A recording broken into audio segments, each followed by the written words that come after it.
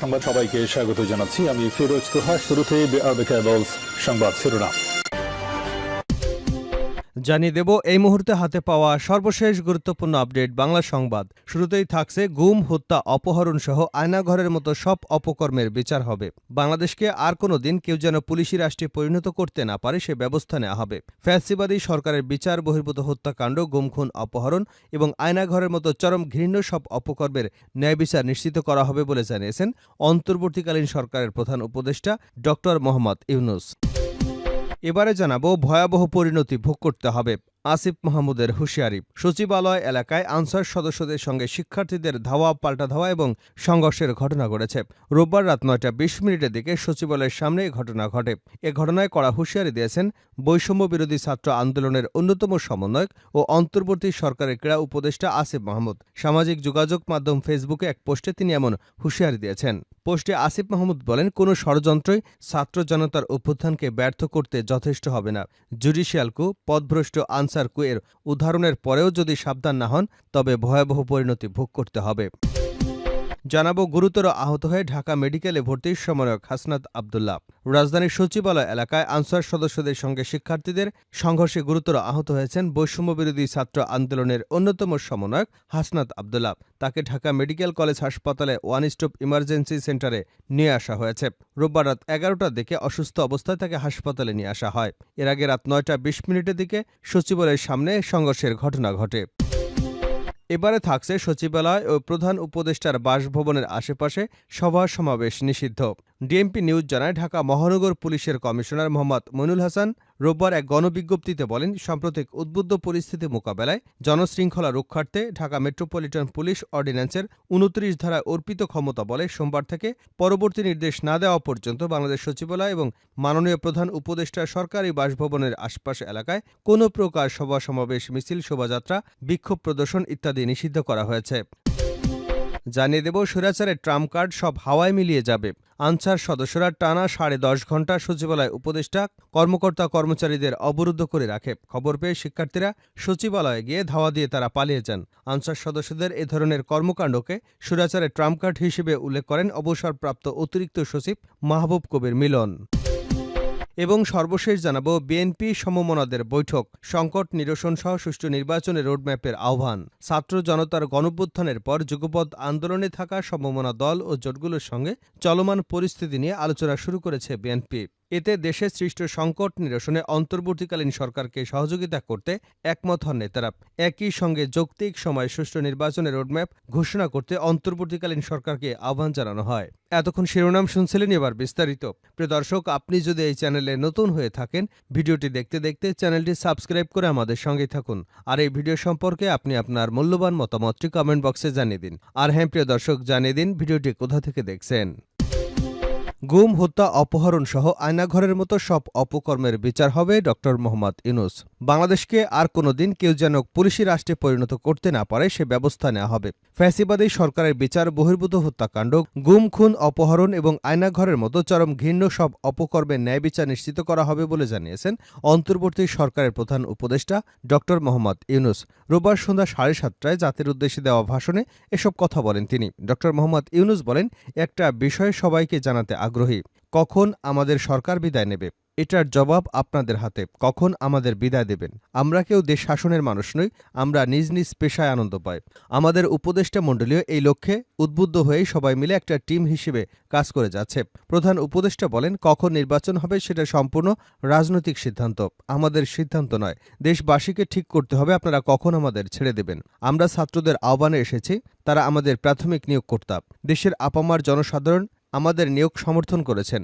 আমরা ক্রমাগতভাবে সবাইকে বিষয়টি স্মরণ করিয়ে যাব, যাতে হঠাৎ করে এই প্রশ্ন উত্থাপিত না হয় যে আমরা কখন যাব। তারা যখন বলবে আমরা চলে যাব। তিনি বলেন, আমরা সংস্কারের অংশ হিসেবে নির্বাচন কমিশনকেও সংস্কার করব। কমিশনকে যে কোনো সময় আদর্শ নির্বাচনের জন্য প্রস্তুত রাখব। ড ইউনূস আরও বলেন, একটা বিশেষ ব্যাপারে আমরা আপনাদের সহযোগিতা চাচ্ছি। আমাদের দায়িত্ব গ্রহণের পর থেকে প্রতিদিন সচিবালয়, আমার অফিসের আশেপাশে শহরের বিভিন্ন স্থানে সমাবেশ করা হচ্ছে। গত ১৬ বছরে অনেক দুঃখ কষ্ট আপনাদের জমা আছে, সেটা আমরা বুঝি। আমাদের যদি কাজ করতে না দেন তাহলে এই দুঃখ ঘোচানো সব পথ বন্ধ হয়ে থাকবে।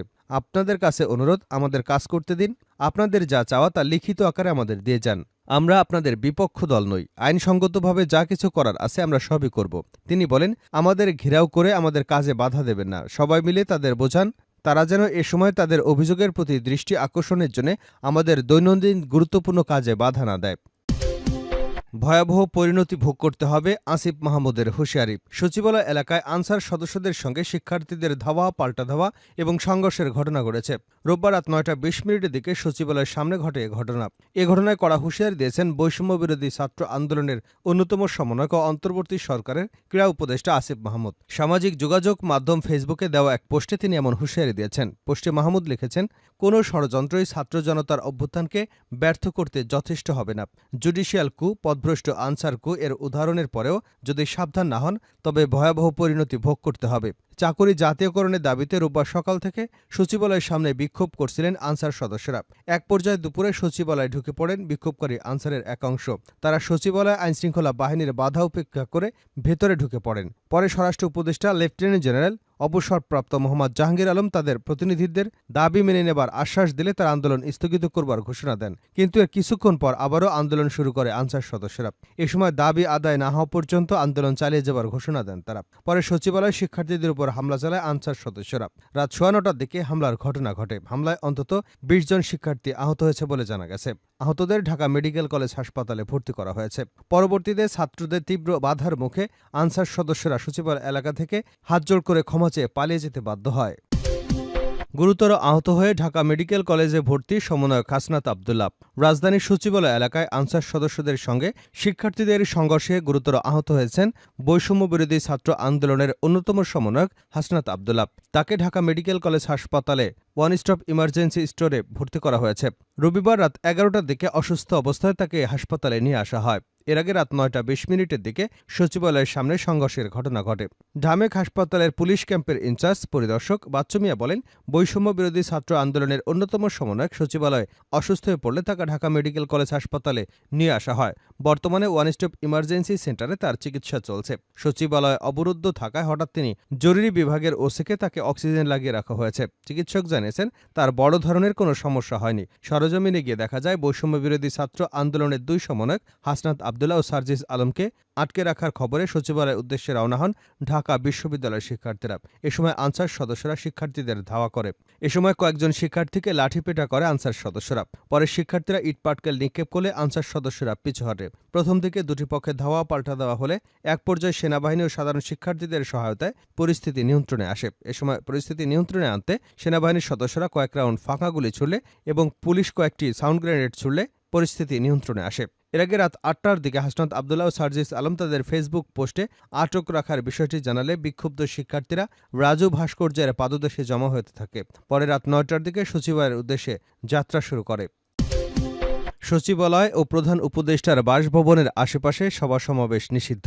বাংলাদেশ সচিবালয় এবং প্রধান উপদেষ্টার সরকারি বাসভবন যমুনার আশেপাশে এলাকায় সব ধরনের সভা সমাবেশ, মিছিল, শোভাযাত্রা, বিক্ষোভ নিষিদ্ধ করে গণবিজ্ঞপ্তি দিয়েছে মেট্রোপলিটন পুলিশ। ডিএমপি নিউজ জানায়, ঢাকা মহানগর পুলিশের কমিশনার মোহাম্মদ মইনুল হাসান রোববার এক গণবিজ্ঞপ্তিতে বলেন, সাম্প্রতিক উদ্বুদ্ধ পরিস্থিতি মোকাবেলায় জনশৃঙ্খলা রক্ষার্থে ঢাকা মেট্রোপলিটন পুলিশ অর্ডিন্যান্সের 29 ধারায় অর্পিত ক্ষমতা বলে সোমবার থেকে পরবর্তী নির্দেশ না দেওয়া পর্যন্ত বাংলাদেশ সচিবালয় এবং মাননীয় প্রধান উপদেষ্টার সরকারি বাসভবন যমুনার আশেপাশে যে কোনো প্রকার সভা সমাবেশ, মিছিল, শোভাযাত্রা ও বিক্ষোভ প্রদর্শন ইত্যাদি নিষিদ্ধ করা হয়েছে। পরবর্তী নির্দেশ না দেওয়া পর্যন্ত এ আদেশ বলবৎ থাকবে।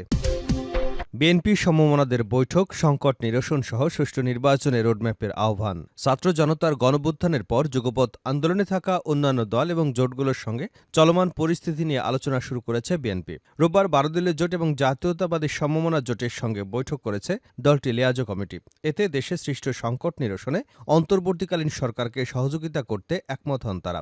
একই সঙ্গে যৌক্তিক সময়ে সুষ্ঠু নির্বাচনের রোডম্যাপ ঘোষণা করতে অন্তর্বর্তীকালীন সরকারকে আহ্বান জানানো হয়। রোববার সন্ধ্যায় গুলশান গুলশানে বিএনপি চেয়ারপারসনের কার্যালয়ে পৃথকভাবে 12 দলীয় জোট ও জাতীয়তাবাদী সমমনা জোটের সঙ্গে বৈঠক করেন লিয়াজো কমিটির প্রধান এবং স্থায়ী কমিটির সদস্য নজরুল ইসলাম খান। বৈঠকে দলের আরেক স্থায়ী কমিটির সদস্য সেলিমা রহমান উপস্থিত ছিলেন। পরে সংবাদ সম্মেলনে সুষ্ঠু নির্বাচনের পরিবেশ এবং জনগণের চলমান সংকট নিরসনে একটি রোডম্যাপ ঘোষণা করতে অন্তর্বর্তীকালীন সরকারকে আহ্বান জানান নজরুল ইসলাম খান। তিনি বলেন, ছাত্র জনতার গণঅভ্যুত্থানে ক্ষমতাচ্যুত ও পলাতক সরকার দেশ এবং জনগণের বিরুদ্ধে সব অশুভ তৎপরতা সম্পর্কে দেশবাসীকে সতর্ক থাকার আহ্বান জানানো হয়। নজরুল ইসলাম খান বলেন, বিনা সতর্ক বার্তায় ত্রিপুরার বাঁধের স্লুইস গেট খুলে দেওয়া আর এর ফলে অতর্কিত প্রবল বন্যায় বাংলাদেশের জনগণ আক্রান্ত হয়েছেন। এসব বিবেচনায় সব নদের প্রবাহ ও নির্মিত বাঁধগুলোর প্রতিক্রিয়া নিয়ে পর্যালোচনা এবং তার ভিত্তিতে প্রয়োজনীয় ব্যবস্থা নেবার জন্য সরকারের প্রতি আহ্বান জানানো হয়। তিনি আরও বলেন, বৈঠকে বিএনপি ও 12 দলীয় জোটের সব দল বন্যায় সহায়তায় যথাসাধ্য তৎপরতা চালাচ্ছে। এই তৎপরতার আরও বৃদ্ধির সিদ্ধান্ত নেওয়া হয়েছে। দেশবাসীকে ঐক্যবদ্ধভাবে বন্যার্তদের সহায়তায় আত্মনিয়োগ করবার জন্য আহ্বান